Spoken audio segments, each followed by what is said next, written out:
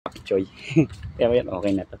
So may nangyari sa amin kahapon. Tinanggal namin yung laman ng pak choy dito. Ito yung guys, tumumbaw. So sobrang lakas ng hangin. Hindi naman sa lintay, no? Nabali yung puno ng katuray. Yan, nabunot.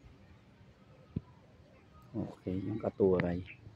So buti yung bahay niya may ano siya, yung sunbreaker o yung bubong sa unahan, doon tumama. Pero kung yan walang bubong diretso sa bahay, wasak yung bahay. Ayun.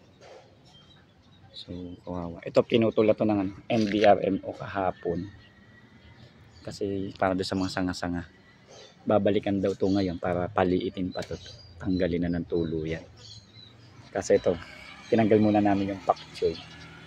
Kasi nga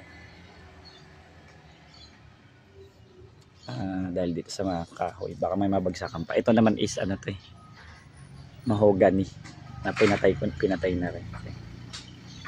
Sana matanggal na. Okay, sige.